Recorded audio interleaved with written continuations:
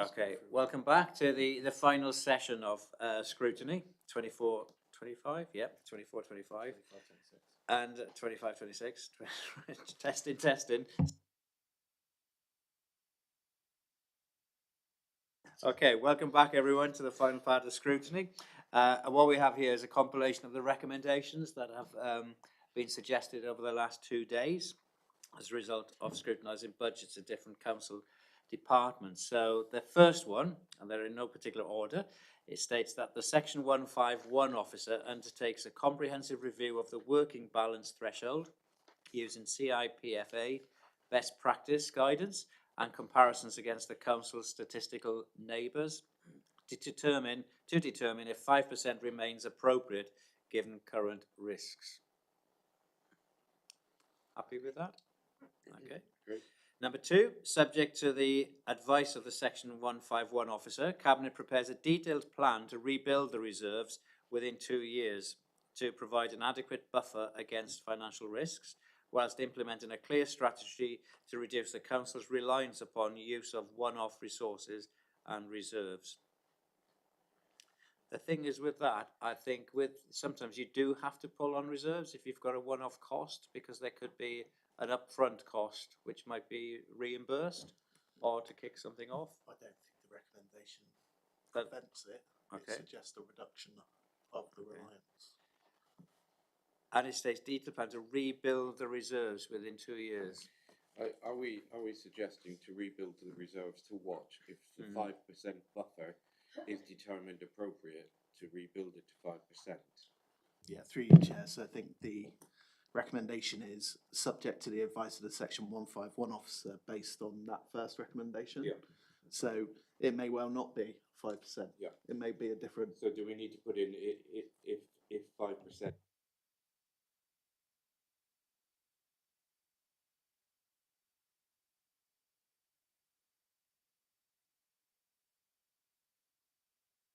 But there's no point in saying we wish you to rebuild the adequate buffer without defining what is an adequate buffer.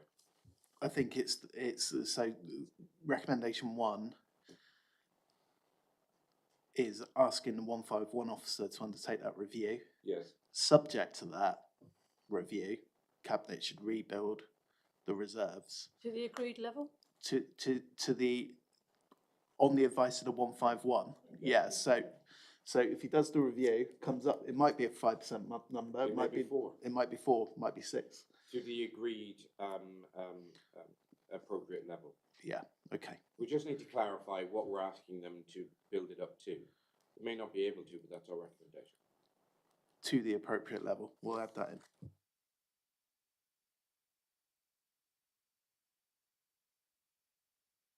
Three, that Cabinet undertakes the comprehensive medium-term financial strategy when multi-year funding settlements are agreed and submits to scrutiny for consideration before the Council take a final decision.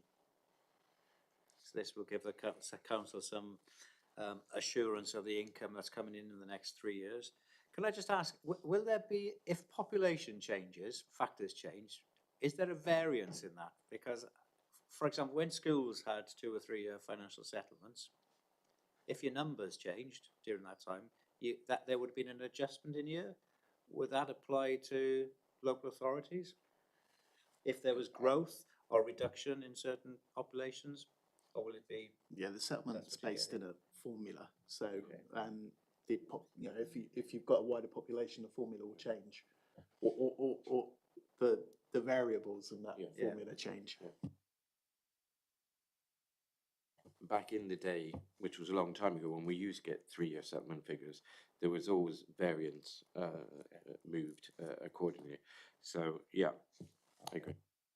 Thank you. Happy with number 3 as it's written? Okay. Number 4, that all significant capital schemes have a detailed risk assessment of the impact of further interest rate changes on scheme viability before proceeding. I think that's important going forward when there's a pipeline of funds, and that's where there would be variation possibly. Agreed with number 4? Mhm.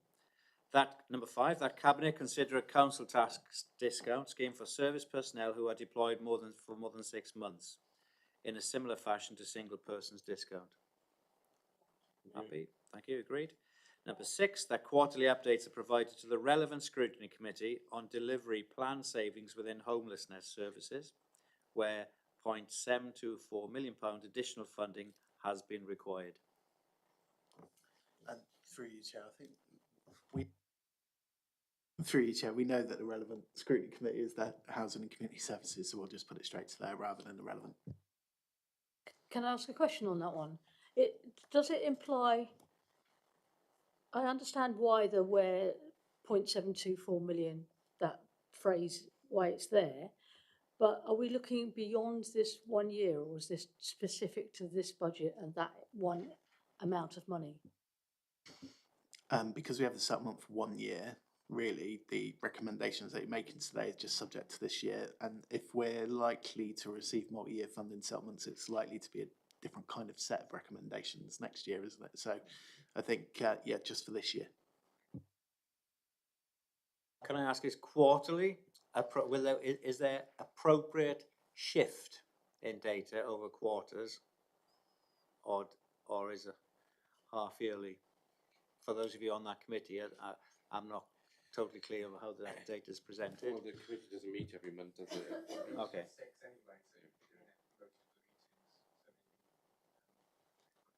6 monthly? Okay.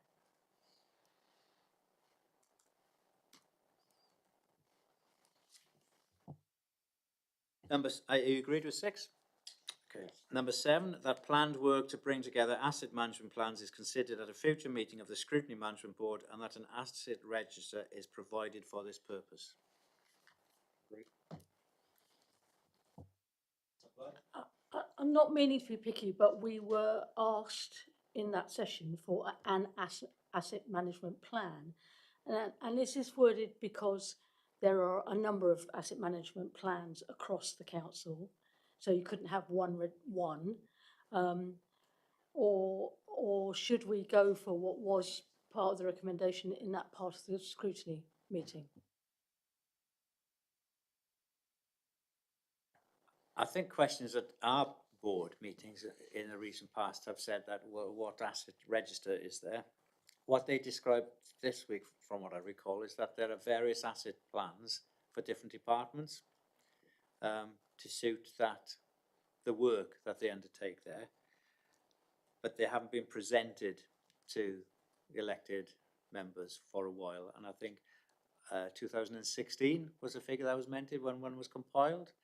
So we're not necessarily, it's not up to date, but we want to check that it's actually fit for purpose, and that would be the role of this board then to consider when they present. So we're looking at a common format. I guess we'd have to leave it to them to decide whether a common format fits their work. They'd have to, and also to explain why there is or there isn't a common format. Yeah, through you, Chair, it's a bit of a complex one. Certainly quite a lot of information in audit and governance around assets, and we've had discussions around that. And I think we could ask the 151 officer to come along and discuss their approach to asset management. What is on our asset register? It seems sensible that we have a central record of our assets. Within that might be things like the road network, which our auditors sort of keep requesting that we register as an asset, even though it's not really an asset. So it's a complex area, but I think if you can bring in the relevant officers with the relevant paperwork and investigate their current approach, you can make recommendations for that approach to change. So it's like a two-stage process. What's in place now? Discuss, and then set an expectation that they come back with a revised plan. Yeah, that's great. Thank you. Thank you. Chairman, thank you. It's something that obviously I'm very passionate about and driving through for. Pauline, you're all right. It's There you go. Hey, continue, Steve. something I'm very passionate about, brought up in council. I'm glad to see there's a recommendation in the report today. Thank you. Okay, so, planned works and asset management, there's a future meeting, and an asset is provided, okay. And that gives us freedom then how to run that process in at least 2 meetings then. Okay, number 7 agreed, and number 8, that clear communication should be in place to help signpost residents to face-to-face services when required. And that came up in the second session of the first day. Agreed? Number 9, that Cabinet consider what additional funding may be available to commemorate victory in Europe and victory over Japan Day. That's okay. That's a thumbs up. Yeah, thank you. Back to the visual. And number 10, the clear communication should be in place to ensure that residents are aware that direct cremations are available at the Park Crematorium. Okay, agreed. Number 11, that Cabinet review the effectiveness and sustainability of demand management approaches within adult social care, given the 12 million plus pounds of additional costs identified. Any comment? No. Okay, agreed. Number 12, the relevant Cabinet members recommended to work with DELT Shared Services to ensure that internet connectivity is consistent across the PCC estate, particularly in libraries, to enable residents to gain access to online services. And discussion with you this morning, Councillor Ney, is not just the connectivity, it's the hardware as well, that is still fit for purpose. But I think that was mentioned, that they are looking to renew the provision. Okay, happy with number 12? Yeah. Oh, sorry. Over the page, number 13. The Health and Adult Social Care Scrutiny Committee undertakes a review of the work undertaken in the Dental Health Task Force. Agreed? Number 14. The committee welcomes the additional funding for education, health and care plans, and that a regular update on progress against this backlog is provided so the children, provided to the Children, Young People and Family Scrutiny Panel.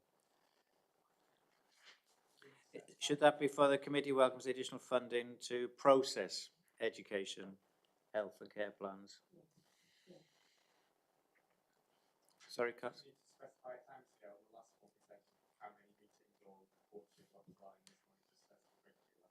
Yeah, I would say routine, at each scrutiny panel meeting, because they should be able to give us a live time, particularly as there's a prediction. So where this is the critical year, yeah. If the service director has a predicted plan, we want to see how is it performing against the predicted plan. Happy with that? Number 14, with the additional words. Number 15, the Cabinet review the funding model for SEND transport to determine a sustainable long-term solution, including consideration of independent travel training programs where appropriate. Agreed? Okay. I've accepted nods and thumbs and no comment as agreed. We will have a collective vote on these as well, yeah. Number 17, that Cabinet review, no we're not, number 16, write to the government requesting a review of criteria in relation to home to school transport. Such a review should consider whether receipt of a motability vehicle or higher rate mobility component of disability living allowance can be included in the local authority assessment of transport needs. One amendment to that, please, Chair. You might please. Sorry. Apologies, sorry. One amendment, please, to that. It's not just DLA, it's DLA or PIP. Only DLA is gradually being phased out and PIP's being brought in. So just so we cover both things. Thank you. Happy with that, with the amendment? Thank you, Councillor Freeman. Number 17, the Cabinet review the effectiveness and sustainability of demand management approaches within children's services, given the £12.106 million of additional costs identified, and further accelerates the use of council assets in the approach to reduce demand and high cost placements. So they were kind of two separate issues there, but linked. Is how is the additional cost impacting, and also linked to how we use the assets, available assets, Has that been considered in order to meet some of the demands? Yeah, through you, Chair, I think I've just seen that I've added the additional funding was the same as the adult social care. So Yeah. I'll just get that The correct. figure. Yeah, that's incorrect. So I'll get that updated. Thank you. Agreed with the amendment?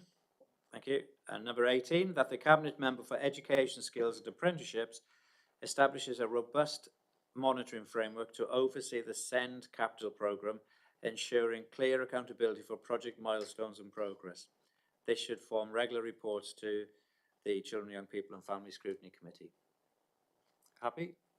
Thank you. And finally, that the leader write to government to request that notification of the public health grant is received before, typo there, 31st December 2025 to enable adequate planning in the new year's budget. Apostrophe. Yes. It's the teacher in me now. Yeah. You don't have to do it live. Where's my green pen? It just shows we're human. Well, everyday learning day. Happy with number 19? Okay. Can I just go back to number 8? Can I just check, recommendation number 8, my recollection of the debate in respect of this was that there was criticism that residents just didn't know what face-to-face services was available, as opposed to what's face-to-face services when required. And I wonder if the when required should be removed and it's just available, because I mean there are two criticisms there. Are we telling residents when they need it what's available face to face? But I think there is a great misnomer amongst residents as to which services remain available. So I wonder if it's available or am I just overthinking it? Because I think there are two criticisms. If we're signposting them, that's one criticism, or not rather. And secondly, we shouldn't have to signpost them. If they knew that those services were available, they wouldn't be using the service to find, using the council to find out. So I wonder if we just tweak that to include available rather than when required. Okay.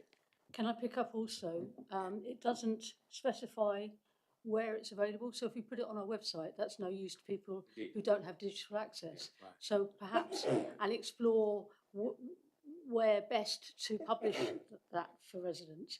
So in the council tax bill would be a good place. Yes. So we need to be a bit more specific in that recommendation.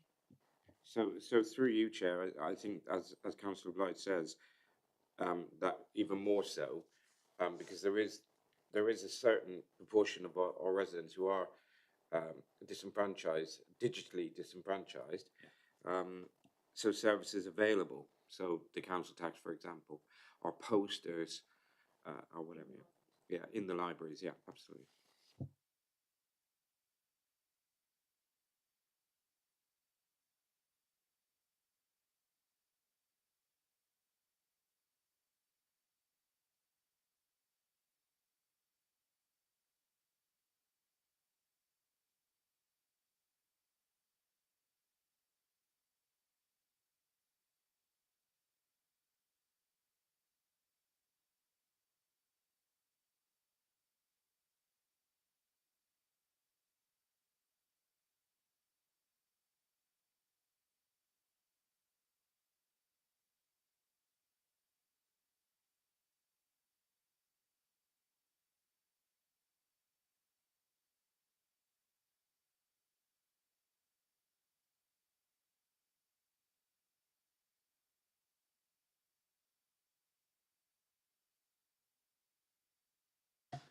So through you, Chair, that the council explore how to communicate with the digitally excluded to identify where services are face-to-face and include where and when they are available, something along those lines. I think it's about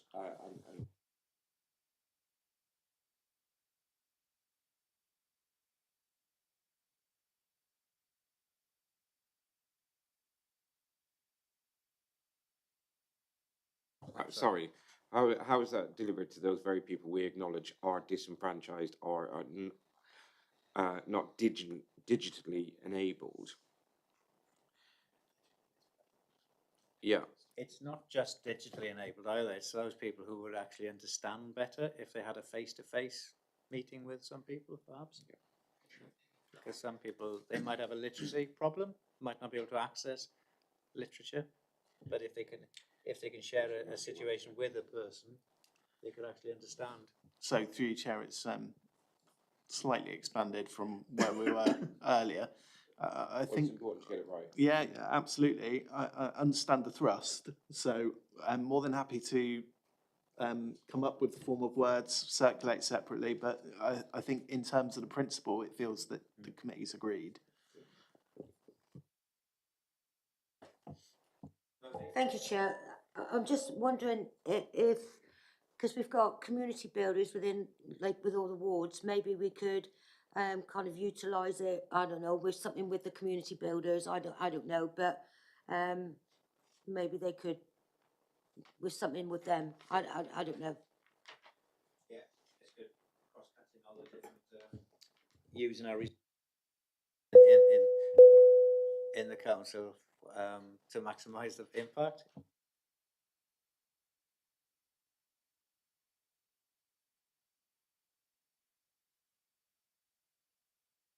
Well, so if you want to leave the final words with me, happy to do that. If members are comfortable with the principle, I think we'll just move to a vote on the recommendations, Chair.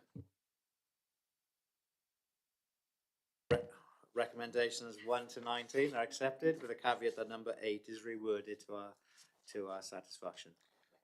Okay, all in agreement? Agreed. Show hands. Thank you. Thank you, Chair. Thank you, everyone, and thanks for the process the last 2 days. Very much appreciated, and thanks to Ross as well for your guidance, and Josh for your forbearance. He's written his Christmas cards already, so that's okay. But thanks very much because it's a big team effort. Thank you.